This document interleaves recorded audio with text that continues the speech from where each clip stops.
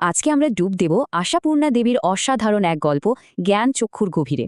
এটা এমন এক কিশোরের গল্প যে লেখক হওয়ার স্বপ্ন দেখে আর সেই স্বপ্ন পূরণ করতে গিয়ে এক কঠিন সত্যিটা জানতে পারে। গল্পটা শুরুই হচ্ছে একটা বিরাট চমক দিয়ে।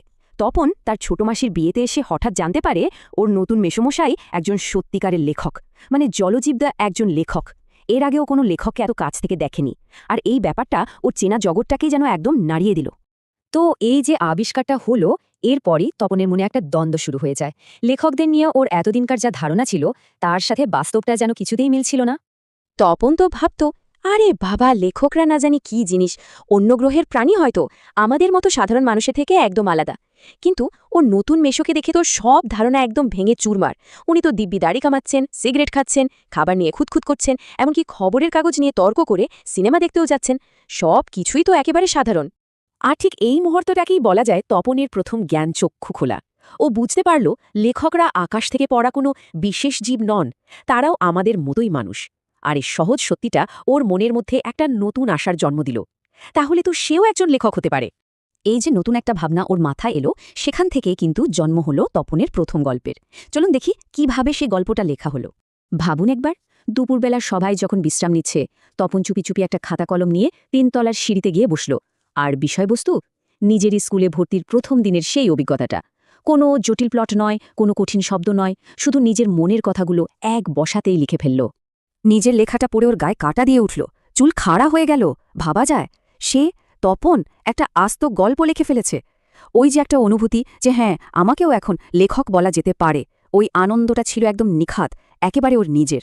কিন্তু এই যে ব্যক্তিগত আনন্দ, এটা যখনই বাইরের পৃথিবীর সামনে এলো, তখনই গল্পের মোড়টা একদম ঘুরে গেল।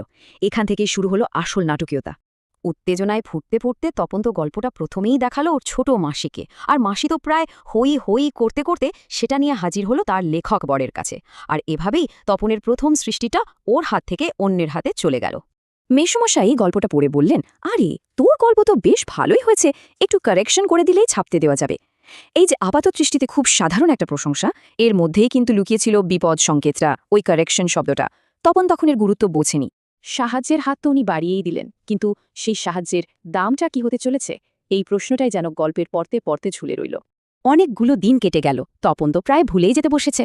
ঠিক তখনই একদিন ওর মেশো এলেন, হাতে একটা সন্ধ্যা তারা পত্রিকা। তপনের জীবনের সেই দিনটা তাহলে এসেই গেল। হ্যাঁ, ঠিক তাই, বিখ্যাত সন্ধে তারা পত্রিকাতে তপনের গল্প ছাপা হয়েছে। সূচিপত্রে জলজল করছে নামটা, প্রথম দিন, লেখক শ্রী তপন কুমার রায়। একজন নতুন লেখকের জন্য এর চেয়ে বড় স্বপ্নপূরণ আর কি হতে পারে, তাই না? ব্যাস, সারা বাড়িতে হুলস্থুল কাণ্ড। সবাই তো তপনের প্রশংসায় একেবারে পঞ্চমুখ। কিন্তু এই আনন্দের মধ্যেই কেমন যেন একটা কানাঘুষো শুরু হলো। সবাই বলতে লাগলো, মেসমশাই না থাকলে কি আর এটা হতো? তিনিই তো সব কারেকশন করে দিয়েছেন। তপনের কৃতিত্বটা যেন আস্তে আস্তে মেশোর মহানুভবতার আড়ালে ঢাকা পড়ে যাচ্ছে।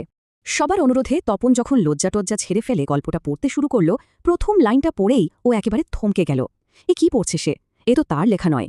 এই শব্দগুলো, এই বাক্যগুলো, সব কেমন অচেনা লাগছে। ব্যাপারটা তাহলে কি দাঁড়ালো? মেসমশাই হয়তো ভালো ভেবেই কারেকশন করার নামে তপনের গোটা লেখাটাই বদলে দিয়েছেন। নিজের পাকা হাতের ছোঁয়ায় গল্পটাকে ঝকঝকে করেছেন ঠিকই, কিন্তু তাতে তপনের নিজস্বতা ও সেই কাঁচা হাতের লেখার যে আবেগ, তার আর কিছুই বাকি নেই। এই যে একদিকে সম্মান আর অন্যদিকে চূড়ান্ত অপমান, এই মুহূর্তেই তপনের জীবনে আসল উপলব্ধিটা আসে, তার আসল জ্ঞানচক্ষুটা খোলে। গল্পের নামটাই তো জ্ঞান চক্ষু, মানে জ্ঞানের চোখ খুলে যাওয়া। তপনের জীবনে এটা দুবার ঘটেছিল, কিন্তু দুটোর মধ্যে তফাতটা ছিল বিশাল। ওর প্রথম জ্ঞানচক্ষুটা ছিল খুব সরল, যে লেখকরাও আমাদের মতনই সাধারণ মানুষ। কিন্তু দ্বিতীয়টা ছিল অনেক যন্ত্রণার, অনেক গভীর। ও সেদিন বুঝেছিল লেখা ছাপার থেকে অনেক বড় হলো নিজের লেখার প্রতি সৎ থাকা।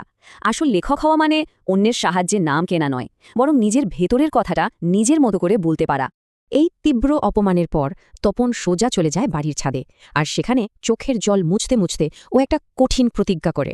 ও ঠিক করে এরপরে যদি কোনোদিন লেখা ছাপতে দেয়, ও নিজে গিয়ে দেবে, ওর সেই কাঁচা লেখাটাই দেবে। ছাপা হলে হবে, না হলে না হবে, কিন্তু অন্যের কলমে লেখা ছাপিয়ে মিথ্যে সম্মান ওর আর চাই না। আর তপনের এই সিদ্ধান্তটাই আমাদের সবার সামনে একটা বড় প্রশ্ন রেখে যায়, নিজের কথায় ব্যর্থ হওয়া শ্রেয় নাকি অন্যের কথায় পাওয়া সাফল্য? তপন কিন্তু ওর উত্তরটা খুঁজে পেয়েছিল। বাকিটা ভাবার জন্যই হয়তো গল্পটা লেখা।